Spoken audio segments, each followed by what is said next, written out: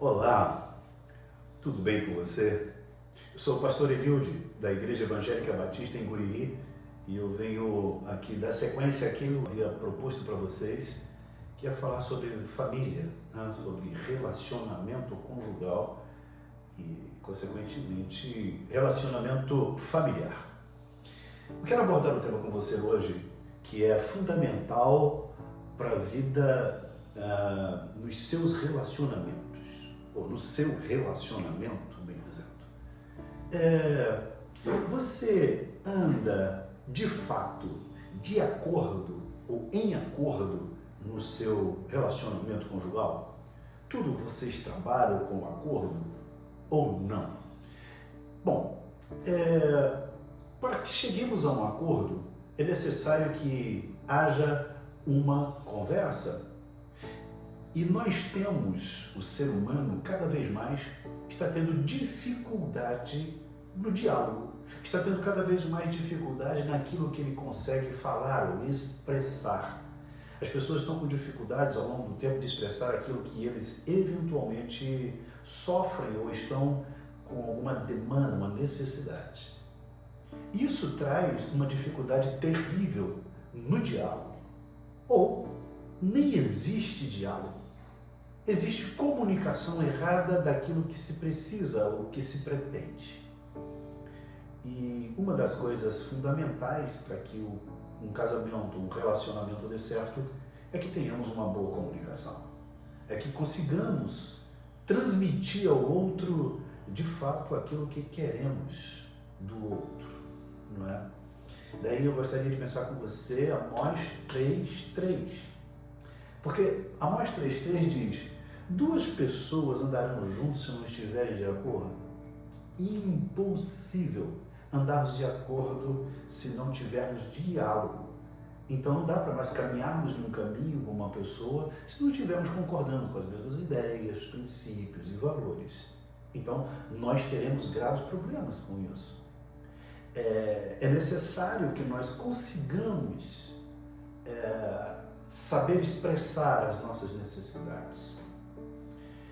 E quando a gente consegue externar aquilo que precisamos ou aquilo que pretendemos do outro, as coisas ficam mais fáceis. É possível que você, ao longo da vida, já tenha passado por situações assim.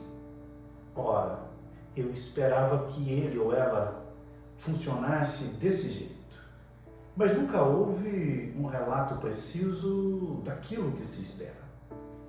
Logo há uma frustração quanto a isso. Existem aquelas mulheres que esperam que o marido entregue flores ou dê flores a ela, mas nunca disse que gosta de flores. Existem aqueles maridos que esperam da mulher um carinho e talvez nunca tenha dito que gosta de carinho. E por aí vai. Então são necessidades que precisam ser externadas de forma muito precisa para que tenhamos o retorno necessário. Assim com a vida conjugal e consequentemente com a vida com os filhos. Sentar com os filhos, conversar com eles a respeito daquilo que você espera dele, mas não cobranças. Não colocar também expectativas superiores àquelas que ele tem de fato condição de dar o retorno esperado. É conversar. Conversa inteligente para que tenha respostas boas, respostas saudáveis. O pastor Ricardo Brandão, o psicólogo Ricardo Brandão, no seu livro Famílias Saudáveis, ele cita Albert Bandura, do seu livro, que vai falar dos modelos cognitivos social. E, pegando o conceito de Bandura, ele diz o seguinte: consiste na expectativa não comunicada e inadequada. O sujeito faz um acordo imaginário com seu cônjuge como se ele soubesse exatamente das suas demandas. Isso, o psicólogo Ricardo Brandão, ele trata isso como um acordo implícito, aquilo que não é explicitado da sua real vontade. Então, Isso é um acordo formal só na mente de um dos cônjuges. Eu esperava isso. Há quem espere uma grande comemoração no dia do aniversário de casamento, mas não conversou com o cônjuge a respeito disso. Talvez esperasse um convite para jantar nesse dia, um jantar especial, mas não houve uma conversa a respeito disso e gerou-se uma expectativa desse acordo implícito que está, não é explícito. Se houvesse um acordo, talvez as coisas tivessem funcionado melhor.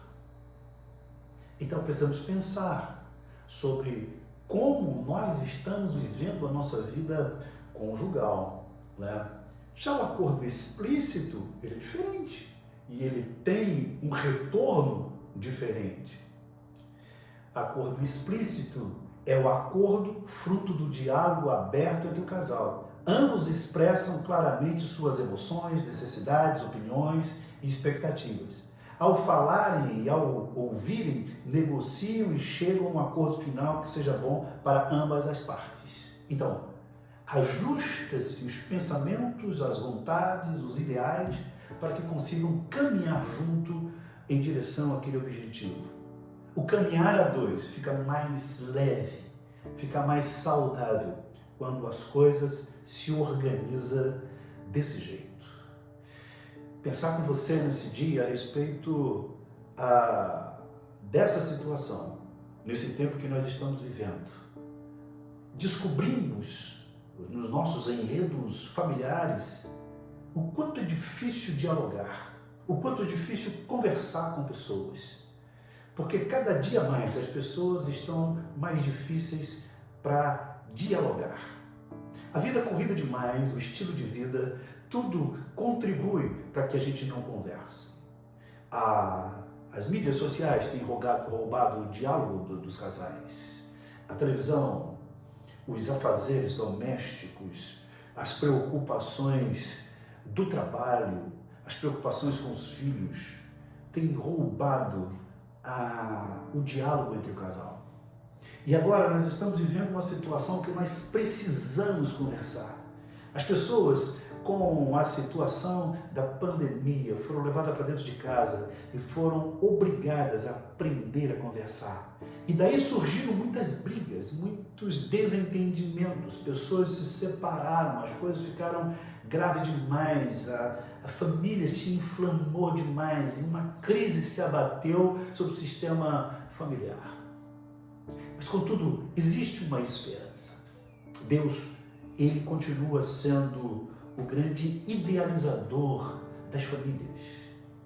E dele vem a solução necessária. O texto de Amós 3,3 sugere que nós precisamos buscar o acordo. Que você e eu possamos colocar a nossa vida no trilho de Deus e buscarmos o acordo familiar para que nós tenhamos um sucesso em tudo aquilo que nós façamos nesse meio familiar. Então, quando nós falamos de acordos que precisamos ter, é fundamental que saibamos comunicar, que saibamos falar com os nossos filhos. Existe uma preocupação dos pais e exigem-se muito dos filhos coisas que eles ainda não estão maduros o suficiente para conseguir dar essa resposta que nós esperamos. Portanto, nós precisamos ter a paciência de esperar o retorno desse filho ou dessa filha no tempo necessário. Nós precisamos externar as nossas necessidades, o que nós esperamos dela. Nós precisamos entregar a ela alguma coisa, para que elas também nos dê de retorno alguma coisa sem cobrança. Com diálogos sadios, bons e agradáveis. Os filhos, muitas vezes, não querem mais ficar em casa, porque o diálogo de casa está muito maçante e chato demais. É hora de nós mudarmos a nossa forma de expressar, a nossa forma de buscar do outro o que nós esperamos tirar dele. Jesus sempre teve um jeito muito fascinante de extrair das pessoas o melhor delas. E Jesus diz que nós, e a Bíblia diz que nós temos a mente de Cristo. Ora, você também é competente para extrair o melhor do seu cônjuge e o melhor dos seus filhos. Então, trilhemos o caminho de Deus, busquemos a vontade de Deus, para que nós possamos ter a nossa vida conjugal ajustada, melhorada, para que a gente consiga ter sucesso na vida familiar. Uma coisa interessante é que nós nunca paramos para pensar as necessidades do outro. A necessidade do outro deve ser importante para mim, principalmente se eu estiver caminhando com ele. Eu não posso estar em desacordo com ele nesse sentido, ou com ela. E aí nós entramos em uma situação que nos nossos dias está muito em voga, que é a questão da empatia. E o que é empatia? Empatia é a gente perceber a necessidade do outro, mergulhar na necessidade do outro, fazer essa necessidade minha também. Romanos 12:15 diz: alegrem-se com os que se alegram e chorem com os que choram. Alegrar com os que se alegram e chorar com os que choram. Isso sugere que a empatia aqui é essencial para que isso aconteça. Chorar quando as pessoas estão chorando. Eu mergulho na dificuldade dessa pessoa. E, eventualmente, quando essa pessoa está sorrindo, também eu mergulho nas alegrias dessa pessoa. A alegria dessa pessoa é minha alegria, a tristeza dela é a minha tristeza. Busque no seu cônjuge as necessidades mais latentes da vida dele. Vá em frente. Busque reconsiderar como você tem vivido até hoje. Procure ver no seu cônjuge quais são as suas maiores necessidades. Descobrindo-as, invista, mergulhe, para que você possa entender a vida do seu cônjuge. Não só do cônjuge, mas também dos filhos. Quais são as necessidades dos seus filhos?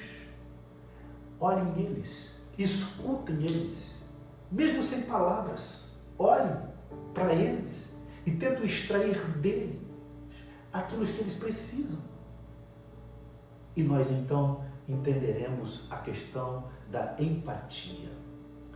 Hebreus 13:3 diz: lembrem-se dos que estão na prisão, como se aprisionado com eles, dos que estão sendo maltratados, como se vocês mesmos estivessem sendo maltratados. Isso é empatia. Nós temos o costume de não compreender o outro e descartá-lo. Quando nós descartamos, nós deixamos de compreender. Ou dizemos: eu não quero compreender a sua situação, eu prefiro viver a minha vida. E assim vamos enfraquecendo os laços familiares e as famílias entrando em crise. Mas a minha oração nesse dia é que você consiga reverter essa situação e dizer para você mesmo o quanto você quer ser melhor do que você já é. Quando nós olhamos para nós e descobrimos o quanto nós podemos ser melhor, nós investimos em nós mesmos. Começamos a nos escutar, olhar para dentro de nós e percebermos o outro. O outro passa a ser muito importante no meu contexto de vida. Eu percebo que o outro é tão necessário na minha vida que eu invisto toda a força, tudo o que posso nesse relacionamento. A minha oração hoje é que você possa rever os conceitos, voltar à boa prática, entrar no trilho de Deus e voltar à vida familiar saudável. Deus abençoe você.